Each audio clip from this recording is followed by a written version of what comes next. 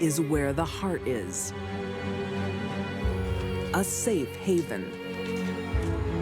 Robin had taken out 5 insurance policies, which totaled over $250,000. It can also be filled with deception. She was having and killing a child once a year.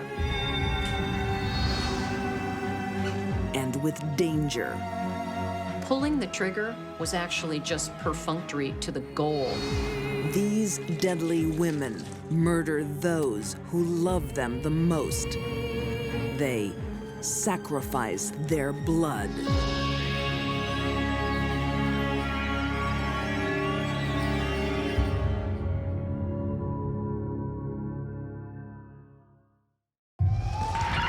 (1992), Boise, Idaho. That's my house! Firefighters are battling to save a home and a family. Both exits where people could escape were blocked by fire. My babies are in there! Ma'am, stop. The mother is frantic. Her 2 children and husband are trapped inside. I think most of us would think is the most horrific way that you could pass away. It will take a miracle to get them out alive.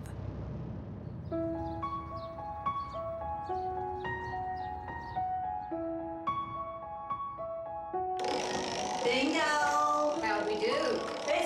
4 years earlier, a new resident, single mother Robin Lee, lands on her feet when the local YWCA gives her a job. She was running a bingo game for a local nonprofit organization. Robin arrived in town with 2 children and about $2 to her name. The charity work is a gamble, but it seems to have paid off. They had embraced her and thought she was a good person. She could be the very strong business manager, a leader. She did philanthropic things for the community and for the homeless. I said, get to bed this instant! But there's another side to Robin. Please, Mom. She's not as kind and caring to her own. Midnight. You're going to bed now! I hate you! She could be different people at different times. If you get a divorce, I'm gonna live with Dad. Good. You deserve each other. She basically would be the person you wanted her to be. When she remarries local man Randy Rowe, there's no domestic bliss. Randy was a good, simple human being, just a blue-collar guy out making a living and enjoying life.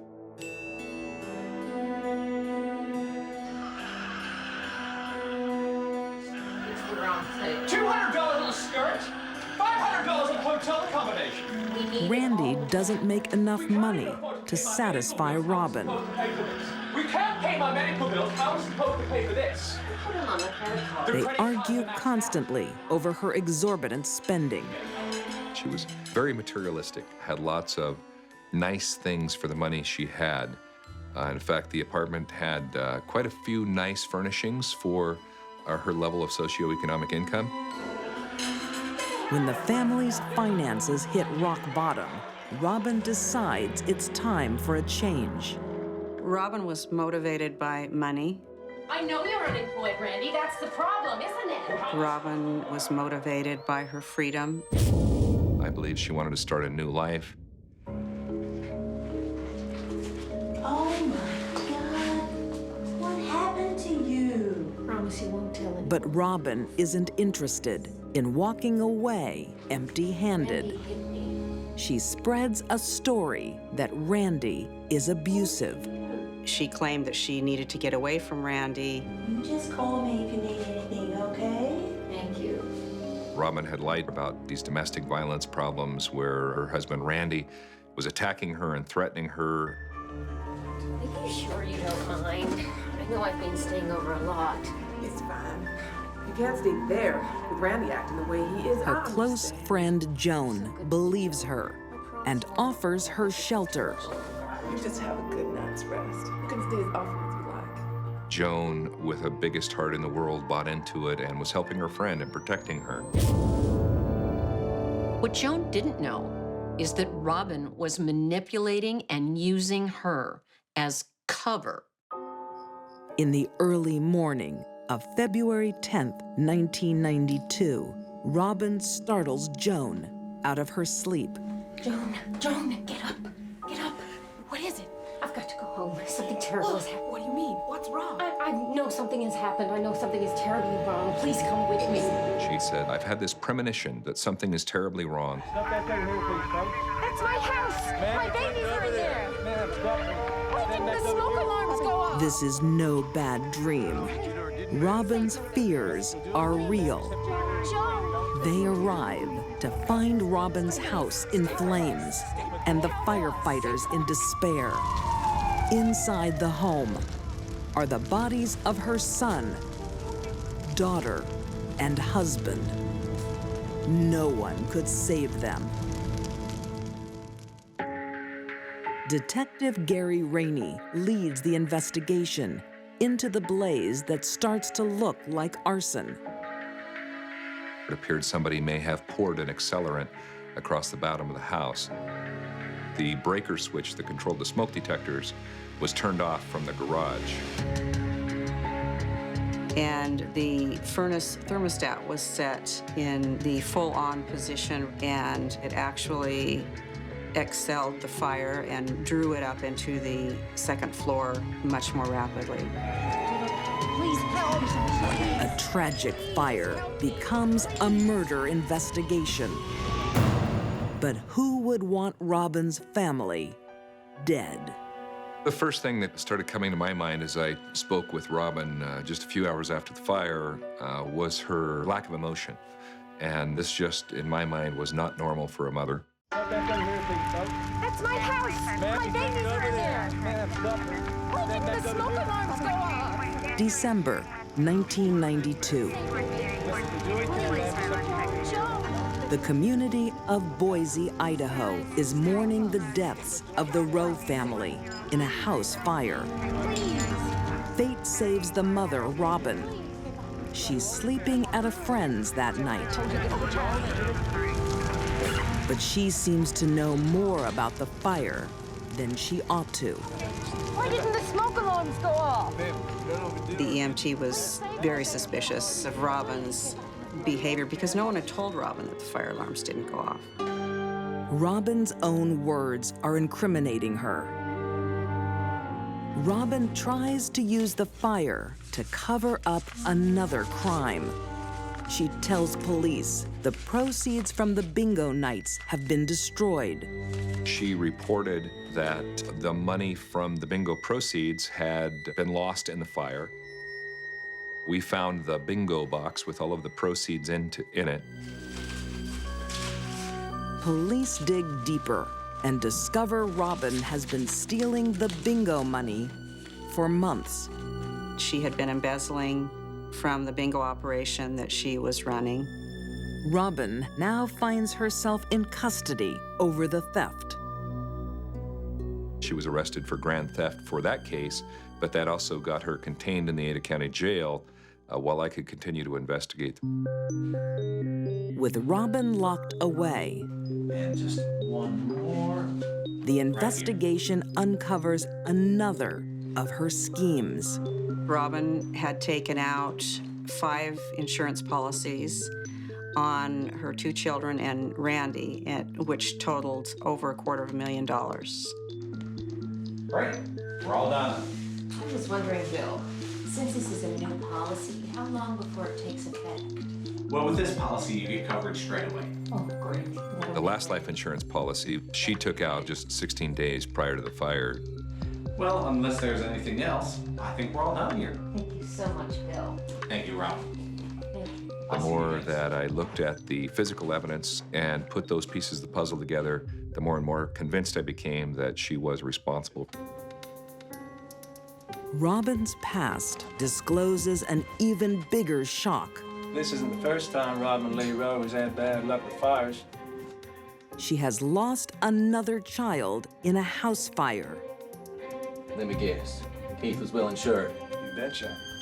12 years earlier, her 6-year-old son, Keith, died the same way. She was living in a borrowed cabin. She had no job, she had no car, but she took out $28,000 worth of life insurance on her son, Keith. Keith was asleep in the bedroom when a fire started in the cabin. The chances of a mother losing one child in a house fire are astronomical. The chances of that same woman losing a second family in a house fire when she wasn't there are unbelievable. It's too much of a coincidence, but police still can't move because Robin has a watertight alibi. She is asleep at her friend Joan's. She was sleeping downstairs on the couch. She couldn't have set this fire. But there may be a way to trip Robin up. You have 20 minutes, ladies. While she's in custody for grand theft, police convince Joan to take part in a sting. She tells a lie to try and get Robin to tell the truth. The night of the fire, something woke me. I went downstairs and you were there. I couldn't sleep either. I was upset about Randy and me fighting, so I went out to the car and called my psychiatrist. The psychiatrist could give you an alibi? No, I don't want her involved. Robin admitted that she was not in the apartment at 3:30 in the morning, and that was the epiphany to Joan to realize her very, very dear friend had committed murder. Goodbye, John. No one believes Robin was on the phone. About 3 o'clock in the morning, she left, drove to her house. While Randy, 10-year-old Joshua, and 8-year-old Tabitha sleep soundly, Robin disables the smoke alarms and turns up the heat.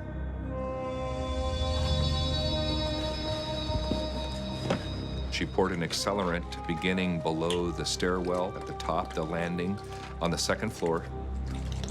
Then she poured a trailer of accelerant down along the side of the stairwell on the lower level. The stage is set for the perfect fire. She stood at the front door and, in one fatal moment, dropped a match, lit the accelerant, closed the door, walked out, got into her car, and drove away.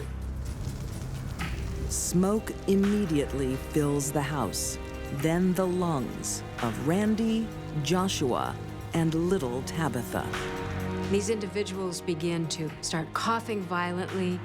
Tissues body-wide are beginning to starve from oxygen. It leads to confusion and then to drowsiness. They'll tend to succumb and their heart will stop beating. The manner in which she killed her children and her husband, horrible. They died a horrible death. Randy was found laying in his bed in the master bedroom. Joshua was found on top of his bed, down in the bedroom. Tabitha was sleeping across the end of her parents' bed, where she often would if she was a little scared at night, and that's where her body was found.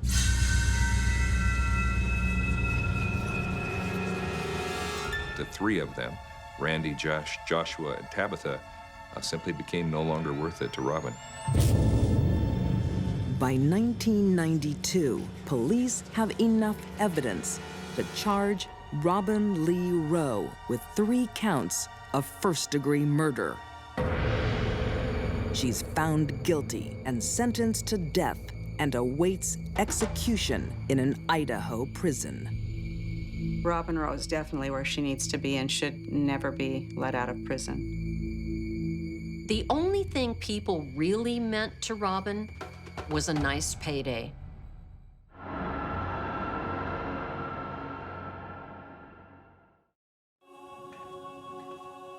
It's a parent's worst nightmare, losing a newborn baby. It'll be okay, baby. Drink it. Would you like to hold your baby? But for this family, it is the start of a tragedy no one can imagine.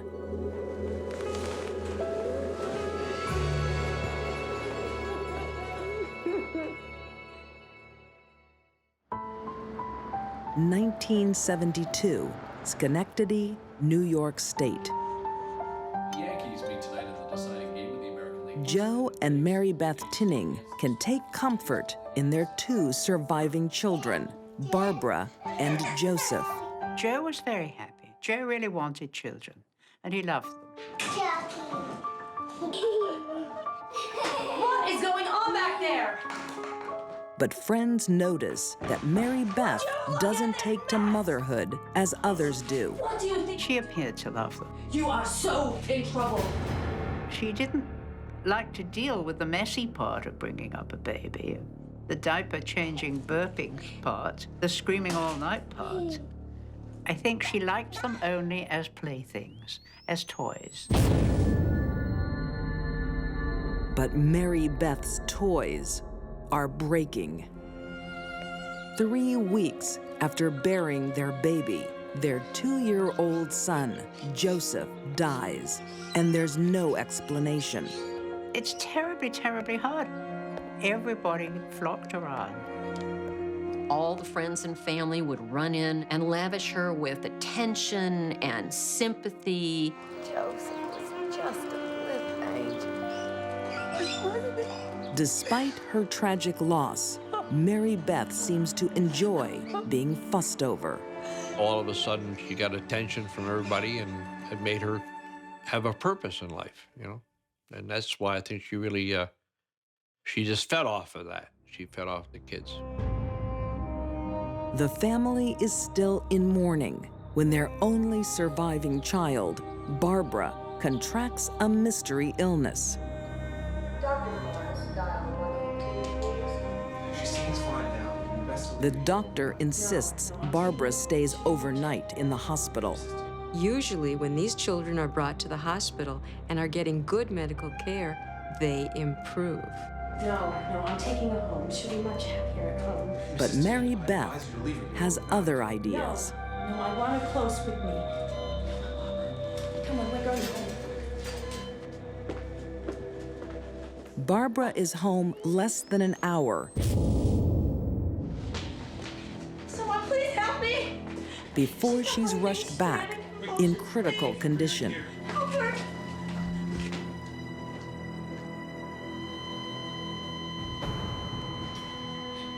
Before morning, she is dead. There was nothing wrong with that child when she left here.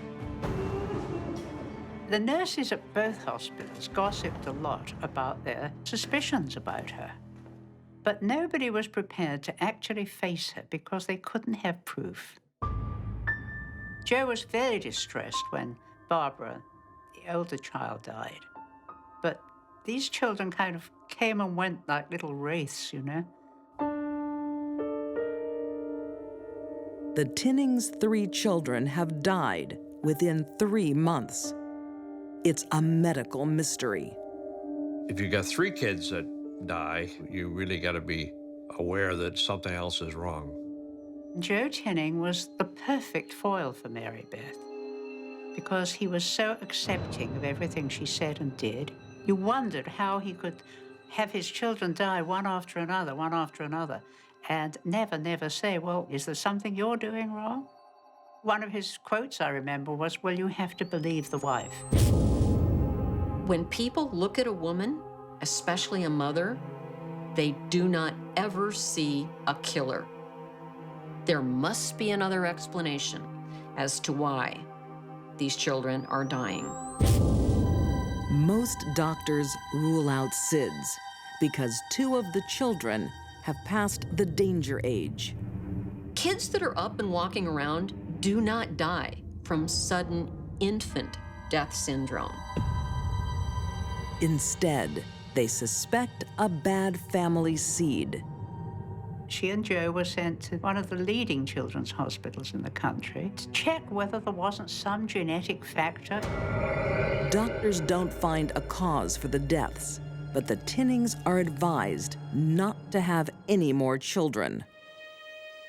But that doesn't stop Mary Beth. What are you doing? Oh, please don't hate me, Joe. I'm pregnant again. A year after bearing her 3rd child, Please. she's pregnant again. Please, I can do this. We can. And the cycle of life and death will continue.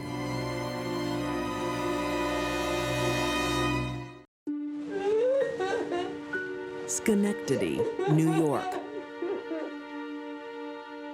Mary Beth Tinning has given birth to and buried 3 children. Against her doctor's advice, she gets pregnant again. In November 1973, she gives birth to a healthy baby boy, Timothy. Help me, somebody help me with the baby number. He is 2 weeks old when he too is rushed to the emergency room. They all followed the same path. Mary Beth would rush to the hospital carrying a dying or dead child and say, I found him like this in his crib.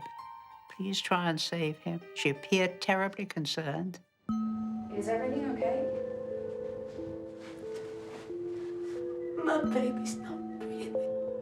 Over the next decade, Mary Beth gives birth to 4 more children, and they all die inexplicably. She would go from hospital to hospital. She wouldn't go to the same one over again to let somebody put the blame on her. She was smart that way.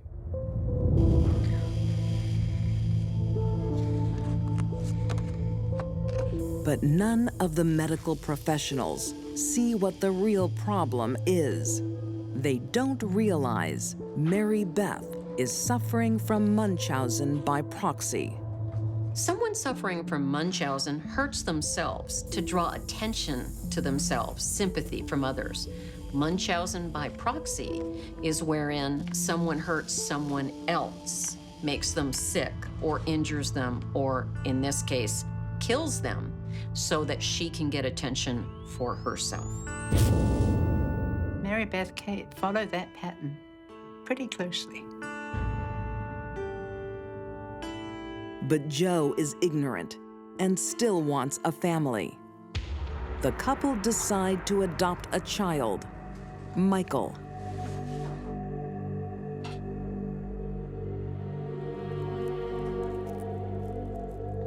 But Joe's happiness doesn't last long.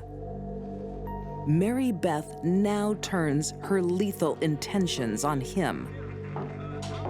She tries to poison Joe with an overdose of prescription drugs. Whether she wants to kill him or just make him sick is unclear. She finally, when he was taken ill, confessed to her brother-in-law, who rushed Joe to the hospital and got him pumped out, saved his life. Police investigator Bill Barnes remembers questioning Joe about the poisoning. Why did you take so many pills, Joe? He didn't show the emotion. He might have felt it inside, but he didn't show it. You know, you could have died. And therefore, when I asked him, I said, you know, she tried to poison you, and he acknowledged that he thought she did. But if she did, she did, you know. It doesn't seem to bother him too much. For some reason, Joe doesn't resent his wife's murder attempt or his children's deaths.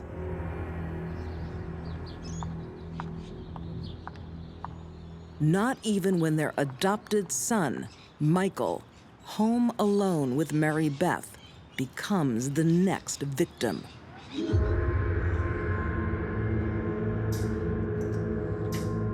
Once again, Mary Beth seeks medical help too late. She called the doctors, and the nurse made an appointment for her to bring the baby in at 10. She shows up at 10 o'clock with a baby that had been dead for 2 hours.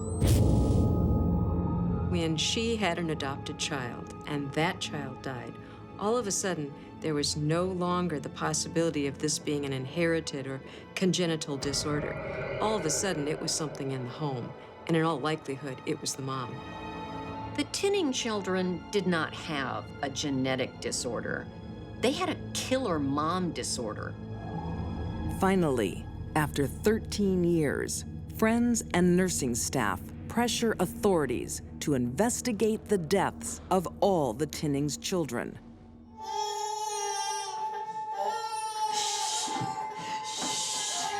I told you, please, just stop. Shh. But before it commences, there's one more casualty.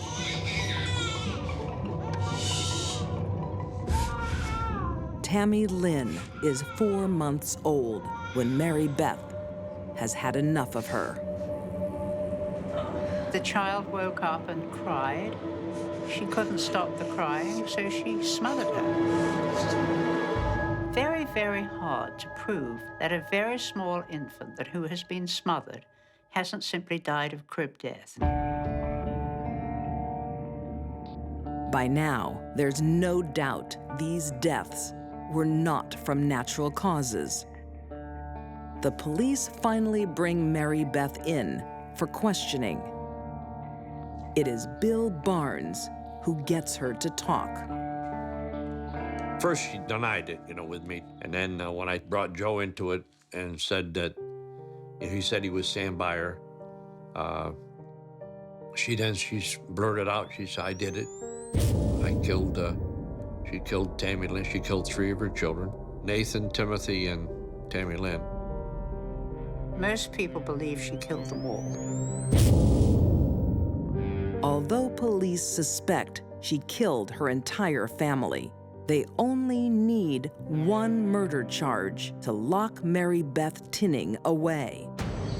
In 1987, she is found guilty of second-degree murder of her last child, Tammy Lynn, and is sentenced to 20 years to life.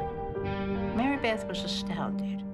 I don't think it really had hit her until then that she was going to jail, and that she was going to jail for a very long time.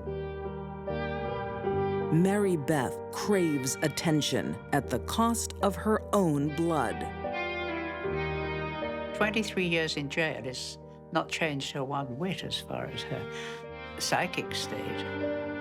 I have always thought she didn't belong in prison. She belonged in a psychiatric institution. Joe promises his wife he will stand by her. And true to his word, today he still visits Mary Beth in prison. I can't understand how any man would go back to a woman who'd do that. But there he is after 23 years, still visiting her in jail, still saying that he'll provide a home for her if and when she comes out.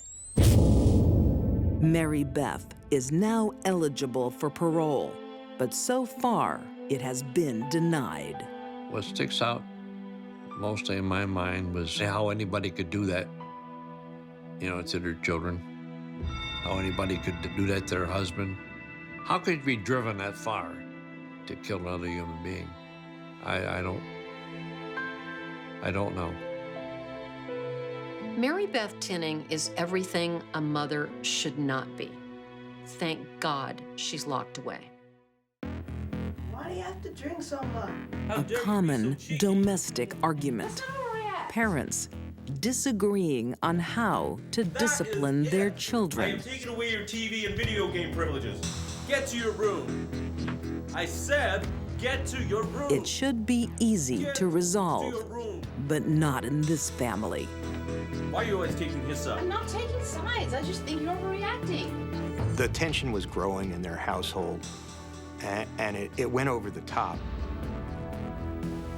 Because she was a woman pushed over the brink.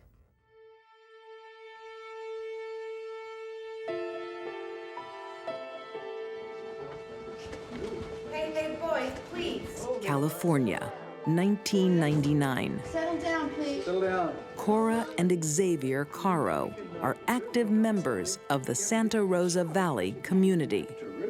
They were very close. They went on a lot of family vacations. They went to movies a lot. They did a lot of things together, especially going to church. They were a very religious family. Well, look, we can certainly help out on Saturday, can't we, dear? Sure we can, yeah. Cora's a busy mom with 4 young boys under 12. Boys, I was going to ask if you wouldn't mind baking some of those amazing cookies of yours. It'll be my pleasure. You let me know what else I can do, okay? But she is always ready to lend a hand. I'll see you on the weekend. Anthony, thank you very much. This was a woman we knew from classroom volunteering and from church activities. We always saw her giving high fives with her children and hugging them. She was, by all accounts, a loving mother. Well, I'll see you in about a month. The couple live and work together. Oh, hello, Mrs. Baker. It's good to see you again. Oh, he's quite the taskmaster, my husband. He's got me shackled under the desk here. I'll take the shackles off. He is a doctor, and she's his office manager. Bye-bye. She deserted her nursing career and became his office manager. Her husband and sons became her whole life. But behind the perfect facade, Cora's hiding secrets. How can we owe so much money? We've had a lot of expenses. She's a thief. In just 1 year, she has siphoned off $100,000 from the medical clinic.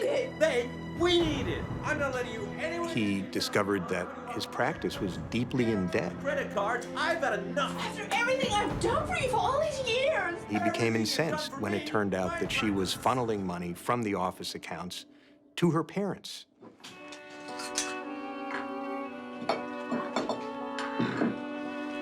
And Kora has another problem: alcohol.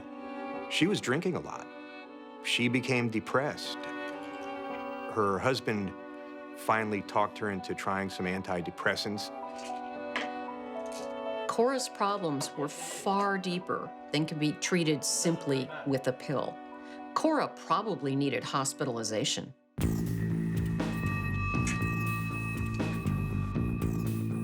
Kora isn't the only one with secrets. Xavier is an adulterer. He had an affair with a biofeedback technician who worked in his office.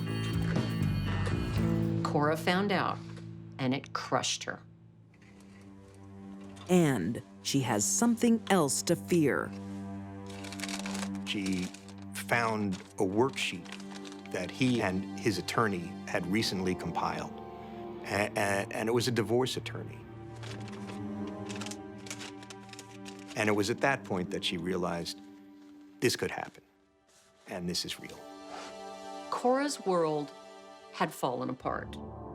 Not only was her husband leaving her, she had been replaced, in her mind, by another woman. Thinking she is about to lose her marriage, Kora threatens to harm herself. She was confiding to a friend on the phone that she would be better off dead, and that she was holding a gun at that moment. Please sit down. She believed her life was over. She was going to lose everything. What is it? A concerned friend goes to see Xavier. She talked about killing herself. She wouldn't do that. She wouldn't. He thought that she was just being overly dramatic. She's a drama queen, you know that. But he was concerned, apparently, about this incident where she confided to her friend that she'd be better off dead. Xavier tries to convince his wife to seek professional help. Kora could not see up. She was so far down, she believed her life was over. She was going to lose everything. And she was in a black, crushing depression. Kora has her own plans. A modern-day tragedy. When people are in that frame of mind, they don't think correctly. In the late 1990s, Santa Rosa Valley, California, Kora, you cannot be serious. Xavier and Kora Caro's marriage is falling apart. Everything I've done for you for all these years. She's been stealing from him. He has been having an affair. And now they're living on a razor's edge. It won't take much to push them over. November 22nd, 1999. It was in the evening, and they had just had dinner. What are you doing? They were drinking margaritas, and one of their sons came downstairs. Dad, don't you think you've had enough? The boy mouthed off a little, and that's when a fight broke out over disciplining this boy. I'm leaving. Where are you going? To the office. However, the fight they ended up having was much more extreme than that. No! Don't you leave me. Don't you leave me. No! Don't you leave me. He was going to his office to cool down and to do some work.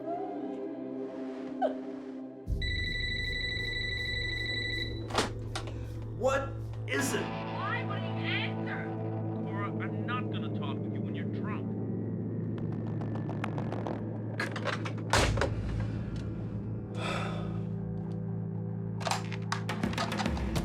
In Cora's mind, Xavier has left her forever.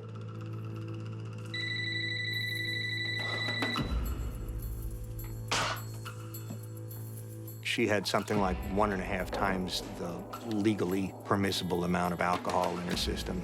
She also had some drugs. She became very robotic and cold. That's what I've always admired about you, Xavier.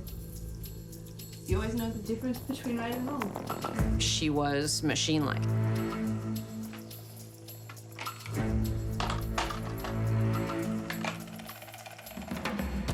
That gave him a chill, and he ran home. Down, boys. Smile for me. Kora gets her children ready for bed.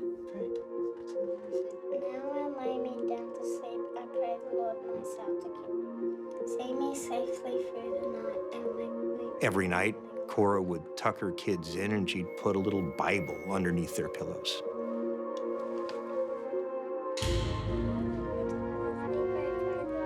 She had made the decision and she was going through the motions until the time when she could carry out the plan. Jesus, no! Xavier arrives home too late to stop Cora's madness. There was his wife with a gun by her side, bleeding from the head. She wanted to die, so she shot herself in the head, and he discovered her body. But where are the children?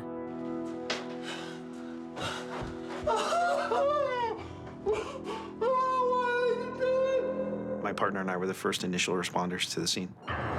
Deputy Tony Tutino will never forget the night he is called to the Caro's house. We could hear him crying.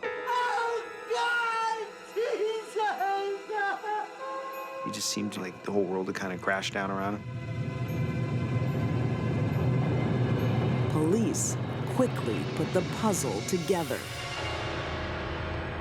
She went upstairs to where the family's bedrooms were. 8-year-old Michael and 5-year-old Christopher are sound asleep.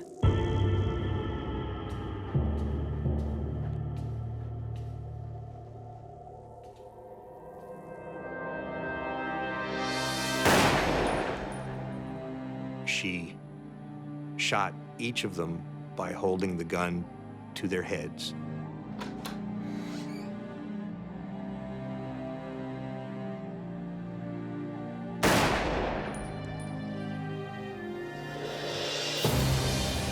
It was an act of revenge because she was taking the things away from her husband that he cherished the most. She then went into the room where her oldest boy was alone.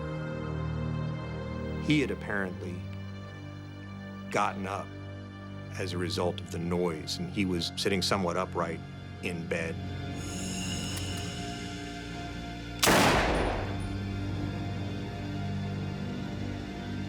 She shot him once,